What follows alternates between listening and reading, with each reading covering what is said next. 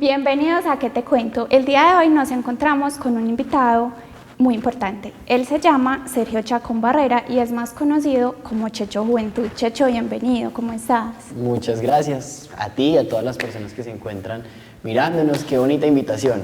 Bueno, Checho, sabemos que tú eres activista de esta ciudad y que tienes muchos años de experiencia, pero quiero que me cuentes para ti qué significa ser activista.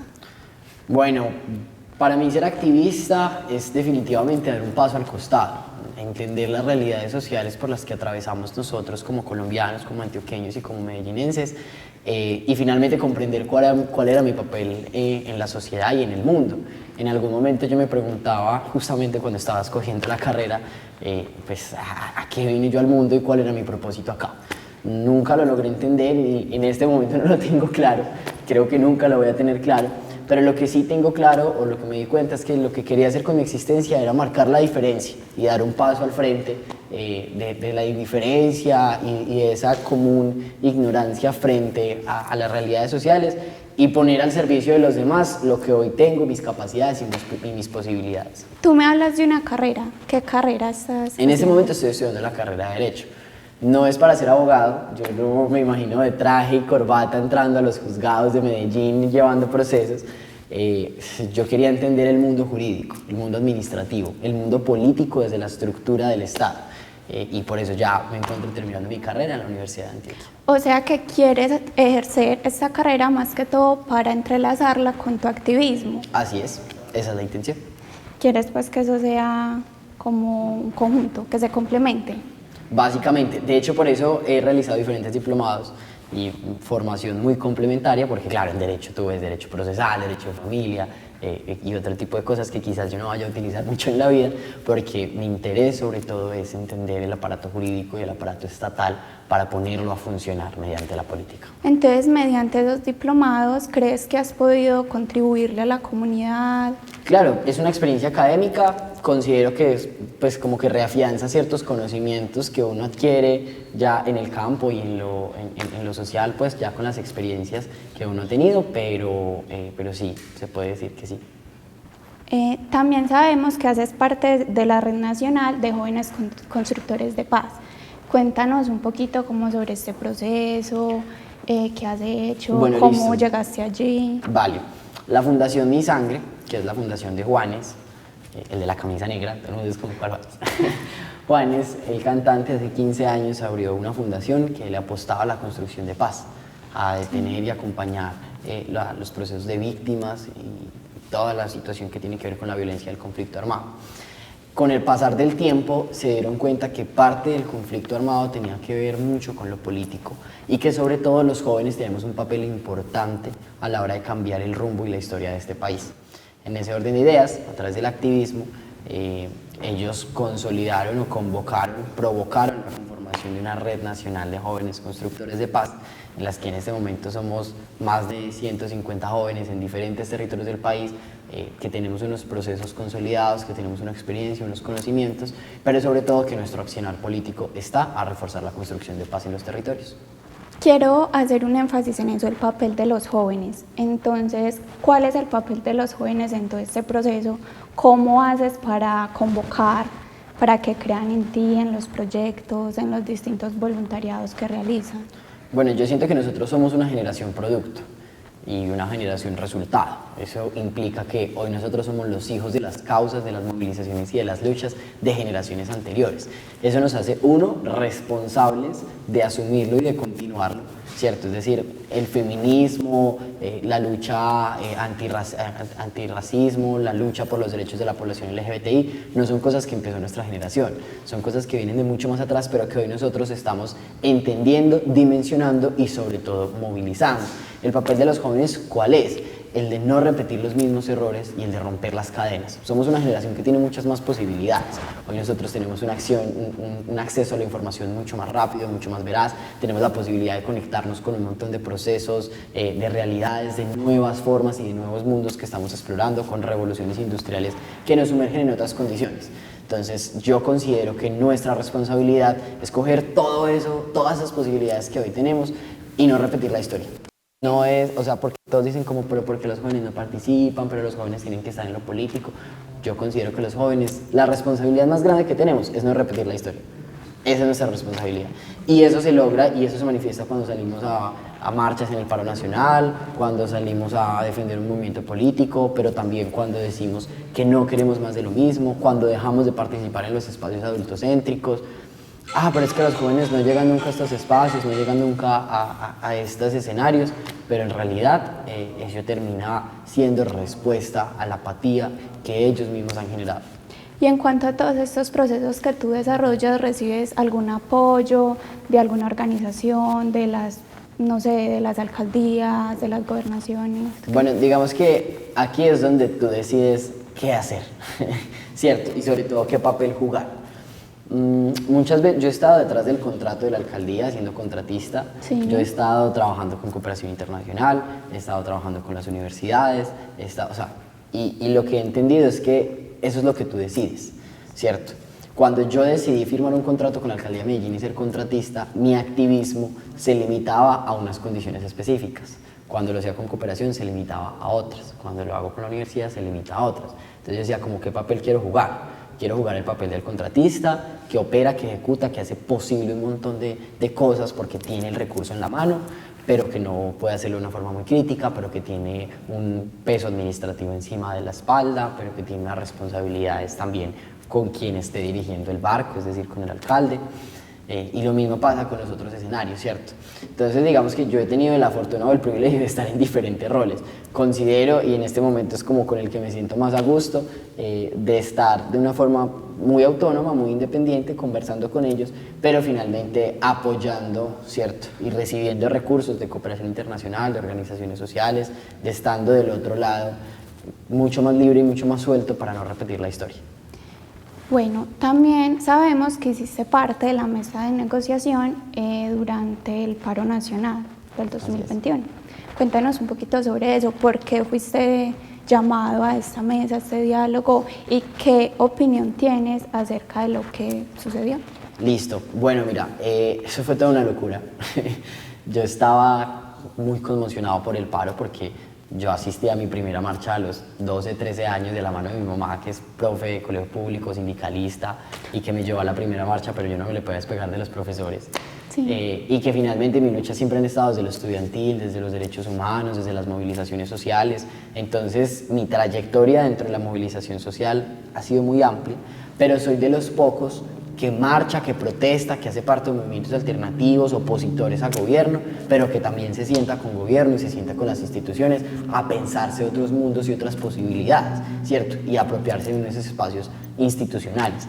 Entonces, como que tener esa doble vida, tener lo mejor de los dos mundos, hace que yo tenga un reconocimiento o un plus para muchas de las instituciones. Cuando sucede lo del paro, como los jóvenes decían, nadie nos representa, el comité del paro no nos representa, los políticos no nos representan, los representantes estudiantiles no nos representan, entonces era como, bueno, entonces ¿quién nos representa? Entonces la Presidencia de la República lo que hace es convocar a las plataformas de juventud y a las organizaciones sociales de mayor importancia e impacto en el país, ¿cierto?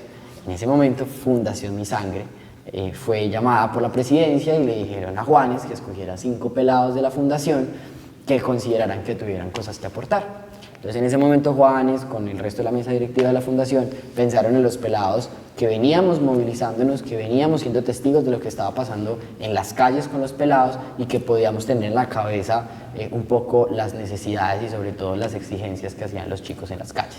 Entonces, por ese motivo yo fui convocado a un primer espacio que se hizo en Bogotá, una vaina súper clandestina en el patio de una sede del ICBF, una cosa pues súper extraña y súper rara, sí, de estar sentado con todos los ministros, con todo el gabinete de la presidencia, con 40 jóvenes de todo el país, en un recinto quizás un poco más grande que este salón.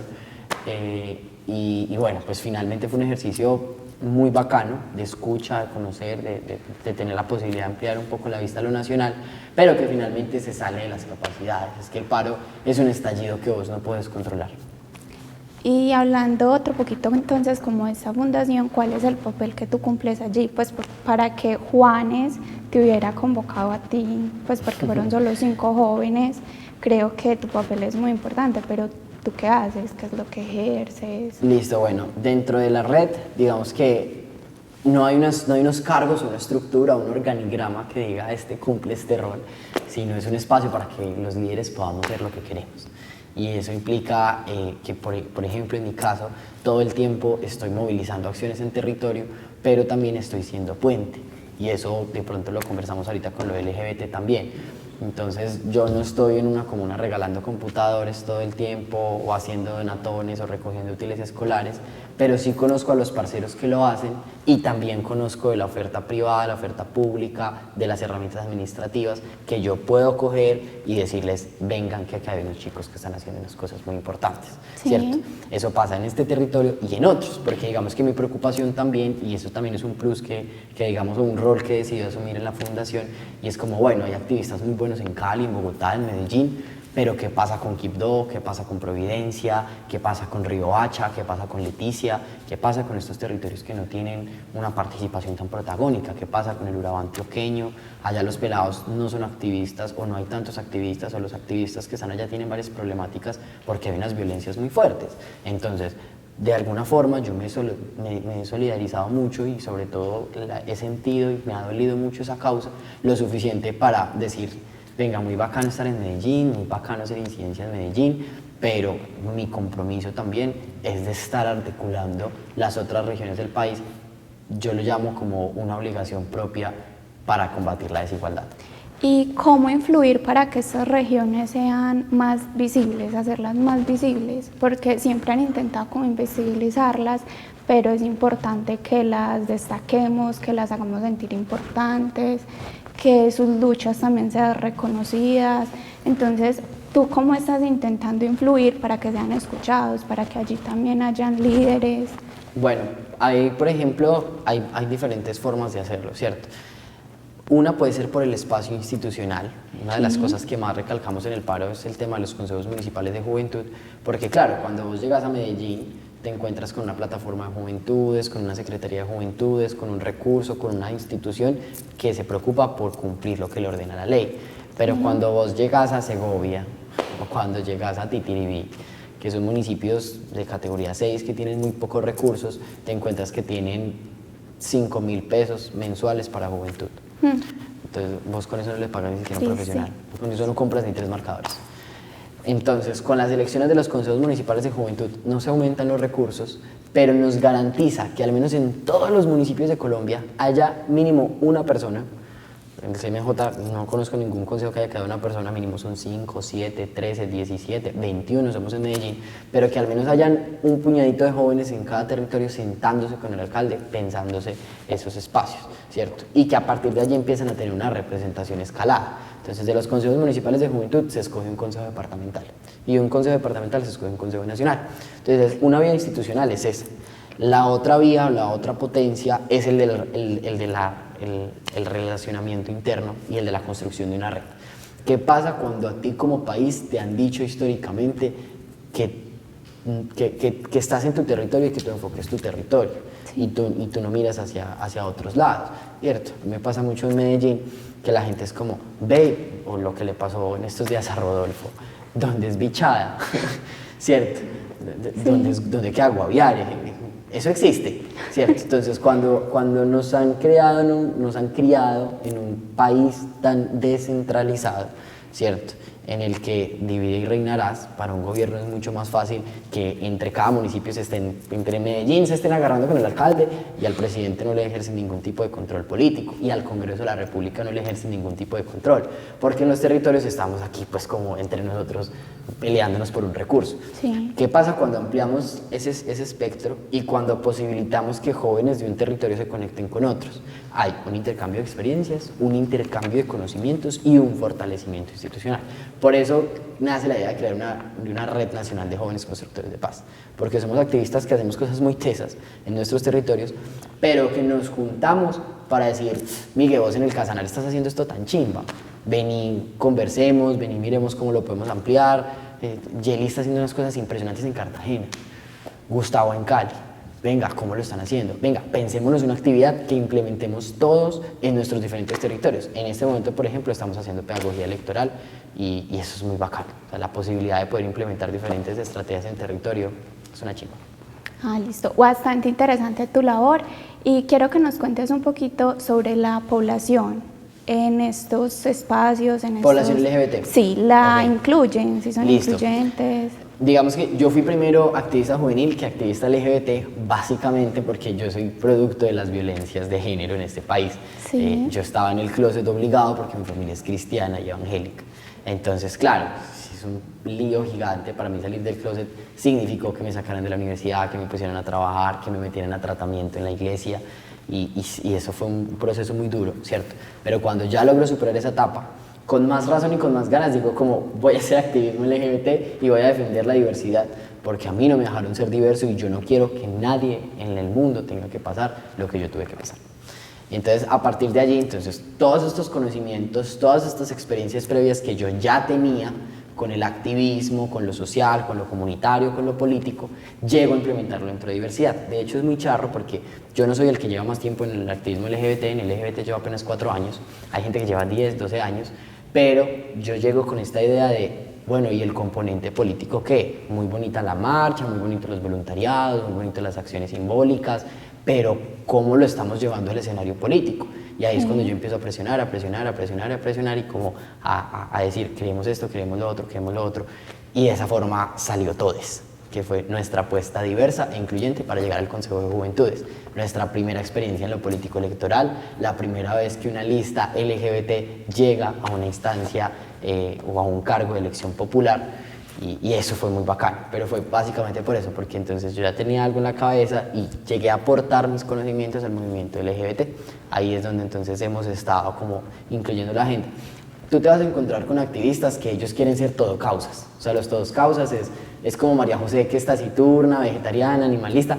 Los todo causas son ambientalistas, son pacifistas, pelean por la educación, pelean por las mujeres, pelean por las víctimas, pelean por los afros, por los indígenas, o sea, todo, ¿cierto? Yo no sé si los todo causas estén bien o estén mal. Lo cierto es que yo he dicho como, venga, yo quiero mucho a los ambientalistas, pero esa no es mi causa. ¿Cuáles son las causas que me atraviesan? La educación pública, porque soy hijo de la educación pública y porque vivo, transito y defiendo la educación pública.